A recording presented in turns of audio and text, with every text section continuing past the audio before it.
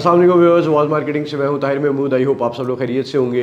Viewers, आज की video के अंदर मैं बात करूंगा पिंडी इस्लामाबाद और इसके करीब की सोसाइटीज़ के बारे में, क्योंकि 2024 आ चुका है, इलेक्शन हो चुका है। अब बहुत ज़्यादा लोगों ने इन्वेस्टमेंट की हुई थी, उनका क्या बनेगा और क्या उनकी इन्वेस्टमेंट में फ़ायदा हो सकता है, या फिर 2024 भी वैसा ही जाएगा जैसे 2023 गया है और लोगों ने नुकसान उठाए हैं। इसके अंदर मैंने जो सोसाइटीज़ उठाई हैं उनके नाम मैं आपको बता देता हूँ। मेट्रो सिटी गुजर खान उठाया है, स्मार्ट सिटी, नोवा सिटी और ब्लू वर्ल्ड सिटी।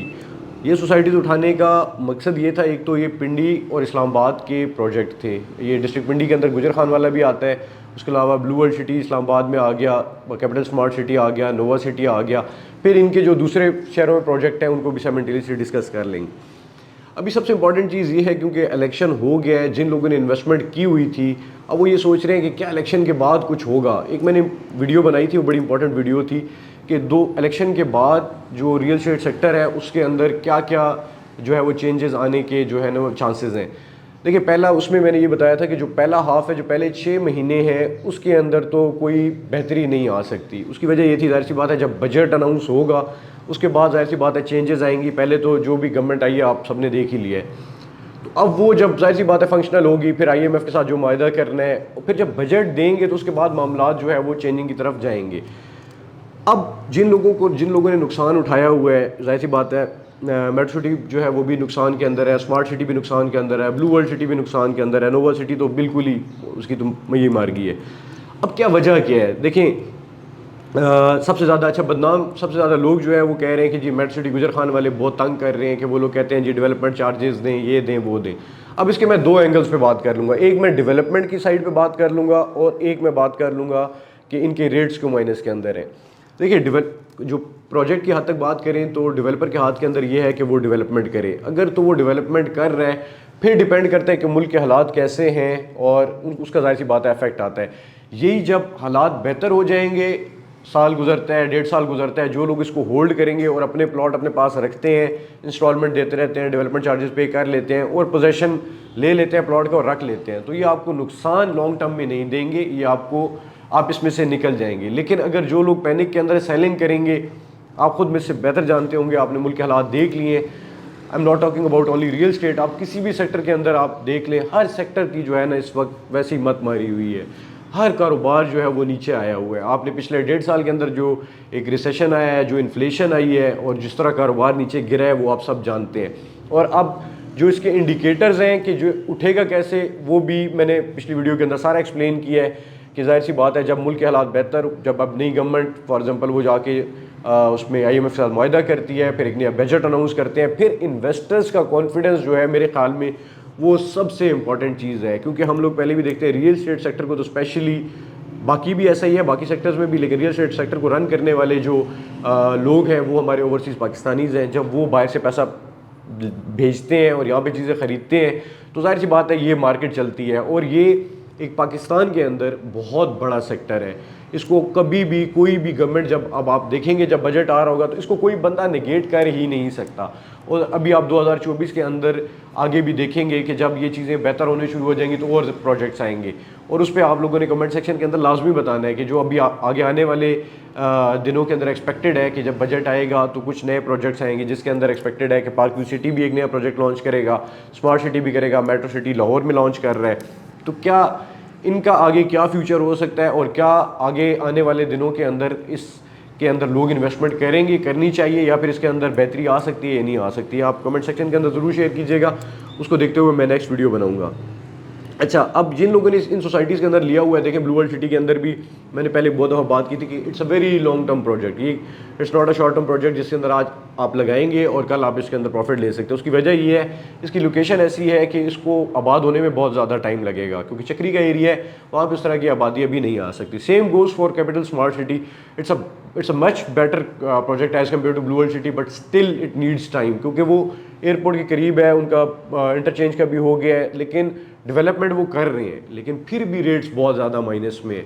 अब आप एक बात समझें कि फॉर एग्जांपल 100 प्लॉट जो है वो पोजीशन वाले हैं, ठीक है, वहाँ पे लोग रह भी सकते हैं, लेकिन आसपास ना कोई अभी फैसिलिटीज़ आई हैं, प्लस लोगों की इतनी कैपेसिटी ही नहीं रही कि लोग अब लोगों का ये आ गया है कि लोग घरों से ज़्यादा अब अपार्टमेंट्स की तरफ जा रहे हैं। इतनी ज़्यादा हमें क्वेरीज आई हैं पिछले कह लें 3-4 महीने के अंदर अपार्टमेंट्स की, कि लोग अब घरों से अपार्टमेंट्स की तरफ जाना चाह रहे हैं। उसकी वजह क्या है कि लोग अब घर उस तरह अफोर्ड नहीं कर पा रहा कि यार अब पूरे पूरे घर लें, तो अब लोग अपार्टमेंट्स की तरफ जा रहे हैं कि यार एटलीस्ट अपनी जो है वो एक सेपरेट लिविंग अख्तियार कर सकें। तो ये मेरे ख्याल में वो ट्रेंड आप जिस तरह बाकी दुनिया के अंदर देखते हैं कि एक सर्टेन हद से ज़्यादा जब रियल एस्टेट महंगी हो जाती है तो लोग टावर्स की तरफ चले जाते हैं, लोग अपार्टमेंट्स की तरफ चले जाते हैं, क्योंकि वो उनकी एक अफोर्डेबिलिटी के अंदर आ जाता है, उनकी रेंज की तरफ आ जाता है। और same is happening in Pakistan right now, क्योंकि जाहिर सी बात है रियल एस्टेट सेक्टर को इतना बड़ा जो है वो एक किस्म का डेंट लगा है कि अब लोगों ने जो इन्वेस्टमेंट की हुई है वो 50% माइनस के अंदर आई हुई है। जिन्होंने गुजर खान के अंदर इन्वेस्टमेंट की, जिन्होंने लाहौर स्मार्ट सिटी के अंदर, कैपिटल स्मार्ट सिटी के अंदर, ब्लू वर्ल्ड सिटी के अंदर, नोवा सिटी के अंदर की, वो सब फंस चुकी हैं। इवन नोवा सिटी की तो मैं ये बता दूं कि जिन लोगों ने 4 साल पहले जो है वो ली थी चीज़ें, अब वो ही इंस्टॉलमेंट पे कर रहे हैं, कोई नई चीज़ उनकी सेल उस तरह नहीं हो रही। इसी तरह same goes for some of the other project जो मैंने डिस्कस किए हैं। और उसकी वजह ये है कि लोगों की जो बाइंग कैपेसिटी है, जो बाइंग पावर है, बहुत ज़्यादा डैमेज हुई है। लेकिन इसके अंदर आप लोगों ने क्या करना है, 2 तरह के लोग होंगे। एक वो लोग होंगे कि जो अर्ली एग्जिट लेके नुकसान उठा के और डर के पैनिक सेलिंग करेंगे, और एक वो लोग होंगे कि जो इसको कंटिन्यू करेंगे, डेवलपमेंट चार्जेस पे करेंगे, अपनी इंस्टॉलमेंट्स पे करेंगे, और जब हालात बेहतर होते हैं तो फिर सेल करेंगे। तो बेहतर वही रह जाएंगे कि जो थोड़ा सा इसको होल्ड करेंगे, क्योंकि अभी इस टाइम आप किसी जगह पे भी पाकिस्तान के अंदर इन्वेस्टमेंट करते हैं तो वो अप्रिसिएशन नहीं है। तो उसके लिए बेहतर यही है कि आप कुछ अर्सा वेट कर लें, जब बजट अनाउंस हो जाए, जब इन सेक्टर्स के लिए कुछ सब्सिडीज़ अनाउंस हो जाए, तो जाहिर सी बात है फिर ये चीज़ें फ्लरिश करेंगी। क्योंकि आप अभी इस टाइम सिचुएशन आप मुल्क की देख रहे हैं कि एक कह लें कि एक ऐसी सिचुएशन है जिसमें किसी को भी पता नहीं है कि यार ये किस तरफ चीज़ें जाएंगी। तो जाहिर सी बात है जो इन्वेस्टर होता है उसकी बहुत ज़्यादा नज़र होती है कि जो आपकी पॉलिटिकल स्टेबिलिटी है उसके साथ ये सारी बाकी जो आपकी माशी स्टेबिलिटी है और बाकी फैक्टर्स हैं, इन्फ्लेशन वगैरह, ये सारी चीज़ें, तो ये सारी उसके साथ अटैच होती हैं और ये इन्वेस्टर देख रहे होते हैं। और आपको मैं ये भी बताता चलूँ कि आने वाले टाइम के अंदर जब ये बजट आएगा और जब बजट अनाउंस करेंगे और अपनी पॉलिसीज़ अनाउंस करेंगे तो उसके अंदर बहुत ज़्यादा सब्सिडीज़ देंगे।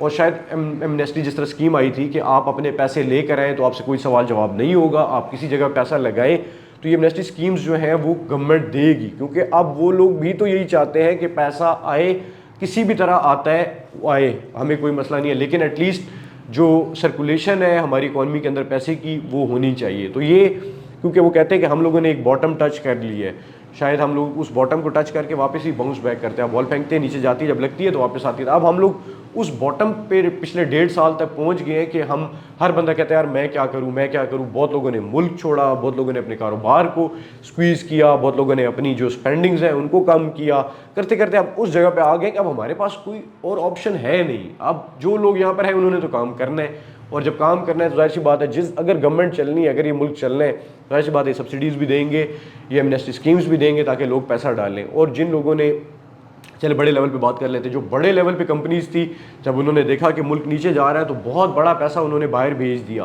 वो इसलिए भेज दिया कि जब गवर्नमेंट फिर एमनेस्टी स्कीम्स देगी तो वही पैसा वापस लेकर आएंगे, लेकिन बेनिफिट्स, बड़े बेनिफिट्स के साथ, कि मतलब आप हमें इतनी सब्सिडी दें, ये दें, ये दें, ये दें, तो हम पाकिस्तान के अंदर इतनी इन्वेस्टमेंट करेंगे और वाइट भी हो जाएगा और ब्ला ब्ला ब्ला। तो कहने का मकसद ये है कि you have to wait and watch. आपने एटलीस्ट बजट तक लाजमी वेट करें। जो लोग भी, जिन लोगों ने इन्वेस्टमेंट जिनकी स्टक है, एटलीस्ट आपने बजट तक वेट करना है। जब बजट की पॉलिसीज़ आ जाएँ, जो इस तरह की स्कीम्स आएंगी, तो जाहिर सी बात है उसके बाद जो है वो मामला चेंज होंगे। तो उस वक्त तक वेट करें। पैनिक सेलिंग करेंगे, देखिए अगर 10 बंदे हैं, 10 के 10 एक ही टाइम में बेचना शुरू कर देंगे तो जाहिर सी बात है जो बायर हो जाएगा वो खुद भी कंफ्यूज हो जाता है। वो कहता है यार सब बेच रहे हैं, मैं ये चीज़ लेना चाह रहा हूँ तो मैं क्यों लूँ जब हर बंदा बेच रहा है। तो बेसिकली वो पैनिक माइंडसेट उसमें आ जाता है। तो पैनिक करने की ज़रूरत नहीं है। इंशाल्लाह with the passage of time जब चीज़ें बेहतर होंगी तो उसका वेट कर लें। और कुछ नए प्रोजेक्ट्स 2024 के अंदर आ रहे हैं, मैंने आपके साथ पहले शेयर किया है, जिसमें पार्कवी सिटी आ गया, स्मार्ट सिटी नया प्रोजेक्ट लेके आ रहा है, मेट्रो सिटी लाहौर के अंदर लेके आ रहा है। आप लाजमी कमेंट सेक्शन के अंदर शेयर कीजिएगा कि आपको क्या लगता है कि इनमें से कौन सा प्रोजेक्ट बेहतर हो सकता है और क्यों बेहतर हो सकता है, और इसके बारे में बताइएगा। फिर मैं नेक्स्ट वीडियो में इंशाल्लाह जो है वो उस हवाले से बात करूँगा। आई होप आपके लिए ये वीडियो जो है वो फ़ायदेमंद होगी। बाकी आपको कोई लगता है कोई और टॉपिक है जो आप कहते हैं कि इसके ऊपर वीडियो बनाए तो लाजमी शेयर कीजिएगा, इंशाल्लाह मैं बात करूँगा उस पर। अपना बहुत ज़्यादा ख्याल रखें, मुझे मेरी टीम को दुआ में याद रखें। टेक केयर, अल्लाह हाफिज़।